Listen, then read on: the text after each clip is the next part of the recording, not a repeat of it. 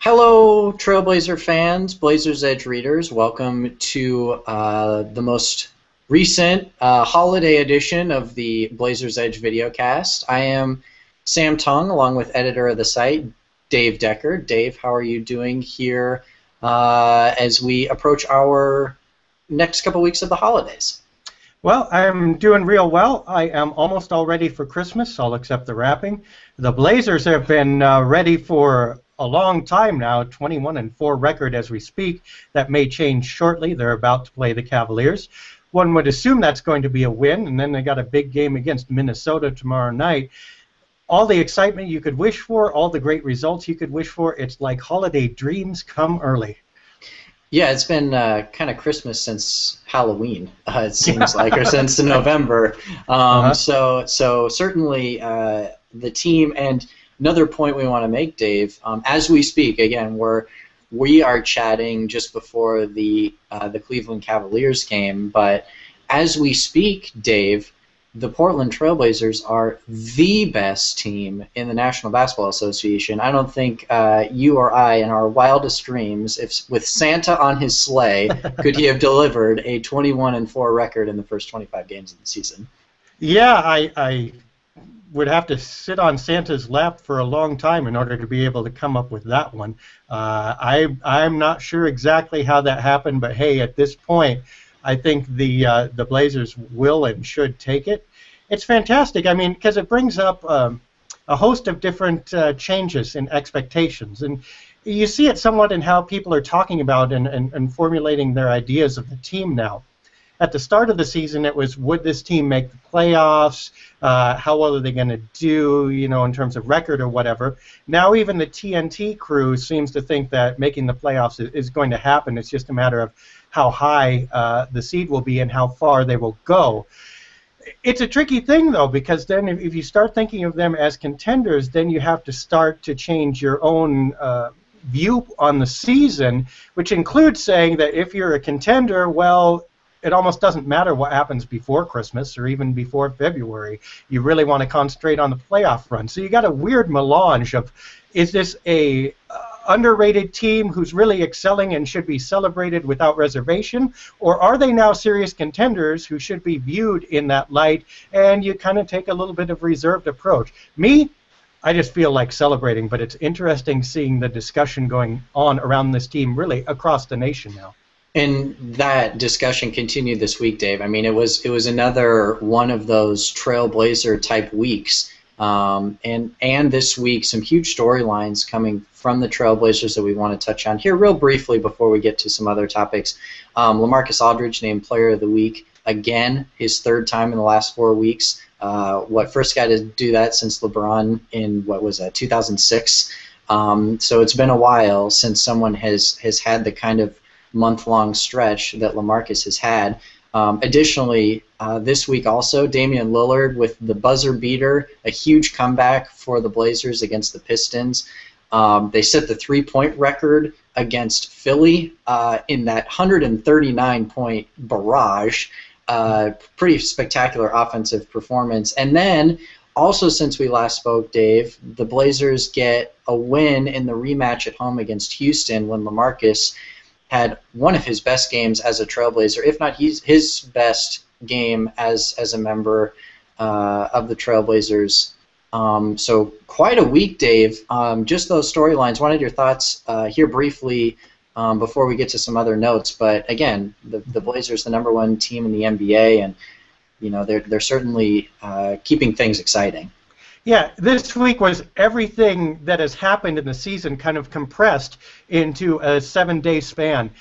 Dwight Howard scores 31, grabs something like 17 rebounds or whatever, but the Blazers still win. I mean, they can't stop the guy, but who cares? They come away with the victory. And then Philly isn't prepared for them at all. Doesn't change their defense a bit, looks absolutely impotent on that side of the floor, leaves Portland open three-pointers. The result, a near NBA record, a franchise record, and 139 points poured in, most of it on those record three-pointers. That is just incomprehensible to me what the Sixers were thinking other than let's lose this game. But Portland makes you pay if you do not come in prepared for what they're going to do. And, it's just like everything that the Blazers have wanted to happen and really has, happened to them as has gone on so far, just distilled down into 3 wonderful games. Oh, yeah, the Detroit, that was the other one. The Blazers had lost that game. I mean, Detroit had them. And yet, what happens? Fourth quarter run, Mo Williams, hits a few shots. Blazers come alive. As soon as it goes into overtime, Damian Lillard takes control. You knew when it was tied and the Blazers had the last possession that they were going to win it. I mean, there was just no doubt. And it's just funny. It's just amazing to see all of that. But it's typical Portland this year. And speaking of Detroit, Dave, I was actually listening to that game on the radio on a train ride, and I was listening to the fourth quarter, and you could just hear wheels. Detroit had a response time after time after time, and you just wondered how the Blazers were going to get back into this thing. And then the last possession, really, Detroit played pretty well on that last possession, and Damian was able to hit a really tough fadeaway to win that game. But as you mentioned, kind of the microcosm of the entire season, and another great week for the Trailblazers, Dave. We want to move a little more into some specifics of the team and answer some of your emails. So if you do have an email, either for Dave to answer during the week in his text version, or if you want to send an email that has the potential to be answered on one of these videocasts, send those to blazersub@gmail.com. That's blazersub@gmail.com. We have a number of really good questions, Dave, that are really ranging all sorts of topics. The first one is from Long, and Long asks, sure, it might only last a day. Very well could last only a day, we should add. But the Blazers have the best record in the NBA as we are speaking, and cross our fingers that it continues here through tonight into tomorrow. He adds, before the season, I was hoping the team would be good, but realistically hoping that we'd be bad enough to keep the first-round pick in such a great draft. I must be dreaming. When will I wake up? And, Dave, it's an interesting point. The Blazers, if they don't fall into the top, or the bottom 12, I should say, they lose that pick to go to Charlotte. But as things are sitting now, I don't think there's any question the team is going to be outside of that bottom 12. And it's kind of an interesting point where, a lot of people, not necessarily myself included, but with such a great draft, you can't totally discount the fact that a player might have been available in the top 10 that was going to be a franchise-type player. Now the team is on such a tear that strategy seems completely out the window.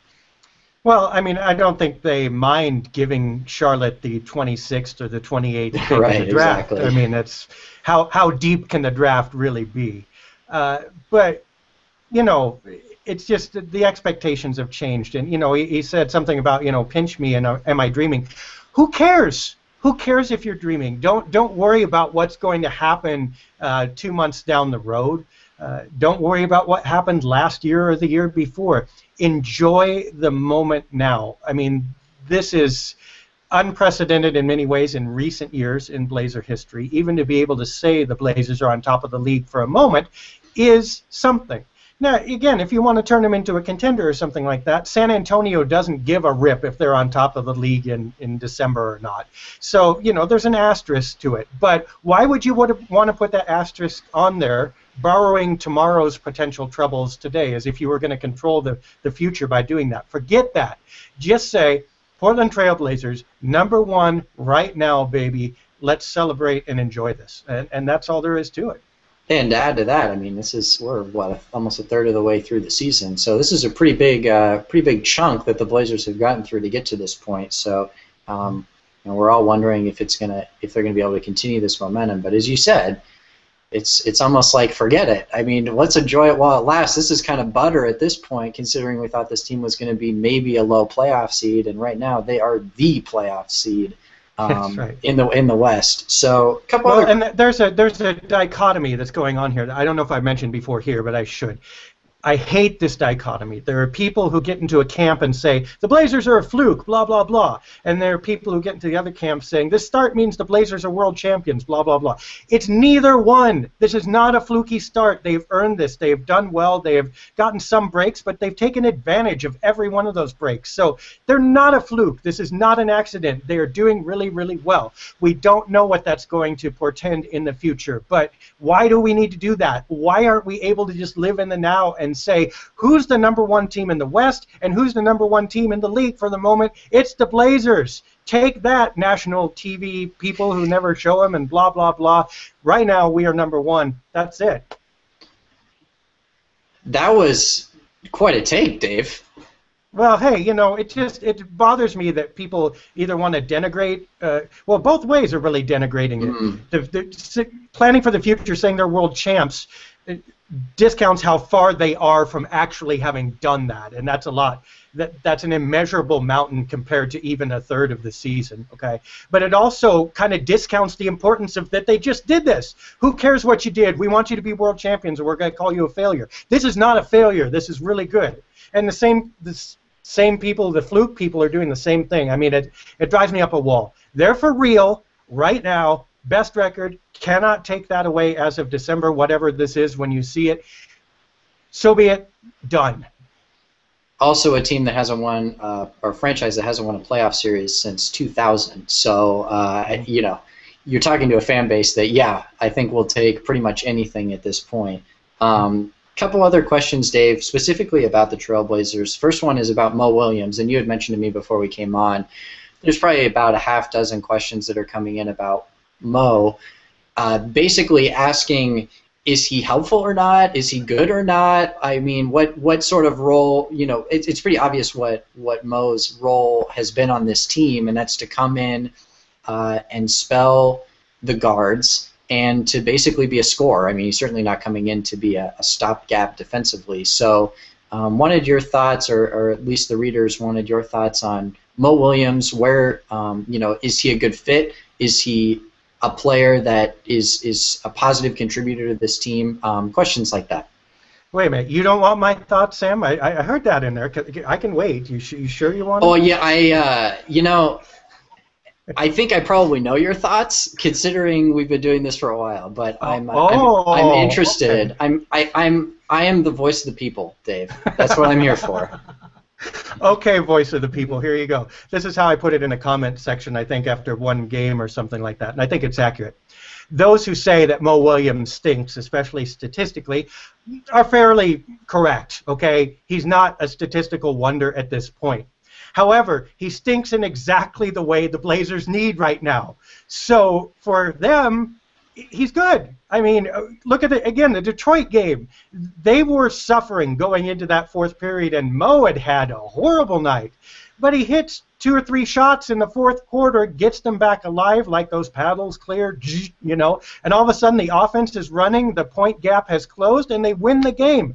That's because of stinky old Mo Williams, who is a streak shooter, who takes over the offense all to himself, and at certain moments of the game, that absolutely conscience-free, I'm just going to shoot this, I'm going to get us off the schneid attitude is exactly what the team wants. So they got the right guy for that role for right now. Whether that continues on years and years into the future, I think, is up to debate, but you can't argue with the results they've had with them so far. Well, isn't it important too, Dave? To me, it seems like Mo Williams' job is to, as you mentioned, just kind of be a spark off the bench, but his job is to be a threat. You know, his job is to draw a defender or a double team at some point.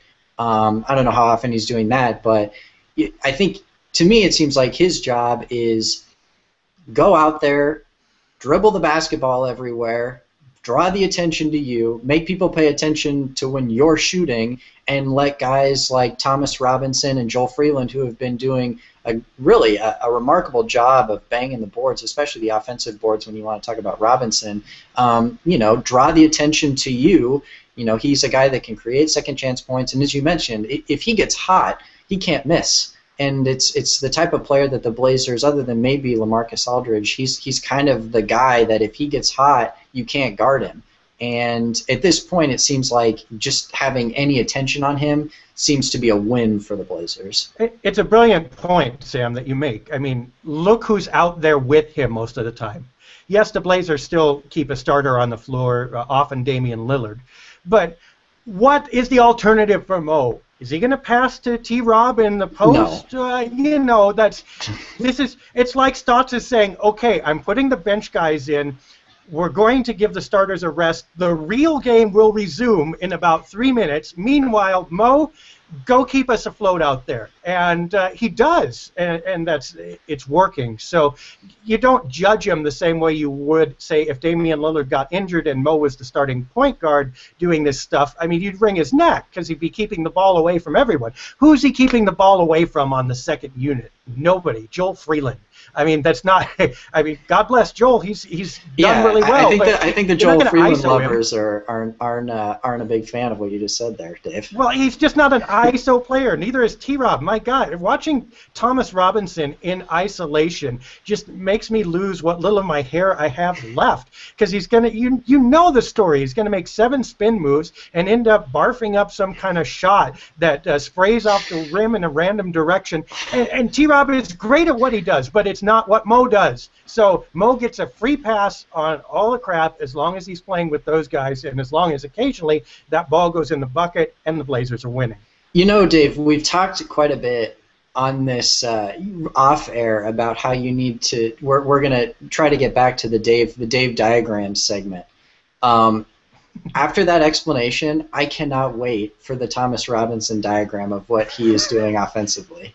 Well, I do have cats, so I can have actually one huck a hairball right by the rim to demonstrate the results of the. We'll see. Well, that coming to a videocast near you soon. You want to talk about a Christmas gift? I mean, that's got to be it. We also, Dave, another question. This one coming from Josh, and we have to do our trade question of the day, and this one is coming from Josh, and it's actually a pretty interesting one that I haven't. I follow the trade talk a lot. I don't really buy into any of it unless the team is announcing it, as we all know. But this one did seem. This is one that I haven't seen yet, and this is one that you passed along to me, and I certainly found it interesting. Again, from Josh, asking that you're saying that he also doesn't typically deal in the hypothetical trade realm, but he couldn't help but be curious when he saw a story about Chris Kaman being unhappy in Los Angeles, adding to the laundry list of Los Angeles Lakers big men that do not get along with Mike D'Antoni. The Blazers are really kind of have these specialized backups, as he points out, and expanding that front court depth is certainly something that he was interested in. And his last point too, the Lakers $7 million into the luxury tax, and he throws out, you know, is this a dump Chris Kaman for Will Barton type of trade? However, I think that the question here, Dave, is you've written about it on the site. It's pretty clear when you watch the team. Joel Freeland has done a good job of you know, holding the fort down for that second unit, but he's certainly no Robin Lopez. And as we know, the history of big men in the league is they're going to have some moments where they're going to be dinged up a little bit. So, you know, is Chris Kaman a type of guy that, especially with his unhappiness and the drama that is the Los Angeles Lakers, is this the type of guy that on a reasonable salary, I should add $3 million this year? He's on just a one-year deal. So it fits kind of in that short-term strategy of the Trailblazers. Is this a guy that might be a legitimate target? Okay, here's the deal. This is an example. You want to think like a contender, then think like a contender. You look at Robin Lopez, who has done a great job, but has weaknesses. What are you going to do, like you say, if he goes down, or even if there's no injury, what are you going to do in a 7-game playoff series when the opponent targets him, gets him moving around, and intentionally tries to draw fouls on him, which he then succumbs to, because don't forget, the game is called differently from the ref's point of view in the playoffs, just as much as it's played differently from the player's point of view. You don't have a good option for extended minutes. As good as Joe Freeland has played, it should scare you, the idea of him being a first-unit player, because he's just not. So you've got to go get some insurance, not just against injury, but because right now at 21-4, you are planning to go deep in the playoffs. Chris Kaman, good offensive player, bad defensive player. He sounds perfect for the Blazers then, Dave. Yeah, well, the problem is, his efficiency stats are okay. But if he's discontented with his role in LA right now, what's he going to do behind Robin Lopez? And he clearly plays behind Robin Lopez there. I mean, if he's not happy with 17 minutes of a game in LA, he won't be happy with 13 minutes a game in Portland. And I think you could get better options. They give you more flexibility. Spencer Haas, that we talked about last week, also won't play that few minutes, but him you could work in. You can work in different ways, not only spelling Lopez, but you might be able to use him as kind of a stretch four because he has range. He's also on a limited contract. Philly probably is not going to re-sign him, so they will be looking to trade him. If they can't get, the guy from Houston, however you pronounce his name, then, they might be looking to trade him for some young guys. So why would you not pursue that option first? I mean, Kaman, he doesn't thrill me for a lot of reasons, but not the least of which is I don't think he'll do what Portland needs for a reserve center to do. He won't be happy in that role. And my biggest concern for Kaman is not about the player, but the organization right now. I mean, the Lakers are trying to be in win now mode, and dumping a guy like Chris Kaman does not keep you in win now mode. I mean, that's a type of thing that you do. That is a straight salary dump. Even though it's only for $3 million, you're not going to get a whole lot back for a guy that is right now playing garbage minutes and might be on the latter side of his career. So, anyways, that from Josh, our hypothetical trade of the Videocast, and then last couple questions for you, Dave, and these ones. Not so much related to the Trailblazers. Actually, one of them literally has nothing to do with Blazers or basketball in general, but we'll get to that one last. Okay. The first one is from Liv, and Liv was asking about the NBA's Christmas Day games and how they're kind of becoming like the NFL does on Thanksgiving, or maybe the NBA's attempt at trying to make it like that, and wanted your thoughts on the players and the fans going to games during the holidays. Yeah, this has been well established now. I mean, I think that Christmas kind of belongs to the NBA. I mean, part of it is a reflection on our culture, isn't it? I mean, we can't spend 10 minutes with each other anymore without doing something. I mean, heaven forbid we should sit and talk to Aunt Verna. We have to huddle around the TV and watch something, get some distraction, movies, sports, whatever. So there's a gap to be filled there, and the NBA is trying to fill it. I don't feel that sorry for the players. Not only are they really well compensated, but I don't know about you, but when I was 23 or 24, I ended up working a lot of Christmas days, hotel industry or the restaurant industry or whatever it would be, just because that's kind of what you do when you're young. And these guys are young. They have a great job. They can retire by the time they're 32, probably well set up for Christmases the rest of their lives with their kids and stuff like that. So although it's kind of sad to be away from family on that day, they will probably live. I have a little more concern, I suppose, for the guys who sell popcorn in the stands, the trainers, the assistant coaches. I mean, this is part of the job, I suppose. You're going to be gone on these occasions. I feel a little bit sadder for them. I would hope the team might do something, I assume they do, to make it up to them. But, this is the reality. I don't think it's fantastic necessarily. Then again, it's not that bad. It's just part of what the American culture is now. So, I don't have any huge moral objections to it. It's just I'm kind of glad the Blazers aren't playing on Christmas Day this year, just because it means I get to spend more time with my family. So there you have it. And it's kind of also, too, Dave, become the NBA business showcase. This year they have the short sleeve jersey, and they have over the last couple of years they have had the different style. Well, last year was a debacle in the apparel realm. I guess I suppose this year people would call it even bigger of a mistake. But anyways, it really is kind of the NBA, the day that they have monopolized. I mean, the NFL has Super Bowl Sunday, obviously, and then Thanksgiving. I don't know if Major League Baseball quite has a weekend like that. Maybe Labor Day. And college football obviously has the January 1 where they, on New Year's Day, when they just dominate the bowl season. But I think the NBA has really kind of found its spot. And I agree with you. You know, it's hard to feel bad for the athletes in a sense. Obviously, they're humans, and they, I'm sure, would be loving to spend their holidays with family. But you know, the amount of money that they make in that one game is probably as much as most of the other people in the stands are making an entire year. So that part is difficult, or isn't as difficult for me to swallow. But you mentioned same thing. I'm in agreement with you. People in the stands working, and they do a great job too. So. Tip your hot dog vendor this Christmas if your team has a game. I mean, you know, do something for those folks who are busting their hump to buy a present for their kid out there, and part of that means walking up and down the stands just like it was, you know, October 31st or whatever it would be. You just need to remember those people. I think the athletes will be all right. Well, speaking of gifts, Dave, our last question, and this one, as you mentioned, not only in the comments section, but also questions being sent into you, emails to you. I think a lot of people were a little surprised by that backdrop that you have going on there. You know, I think the nerds are thrilled.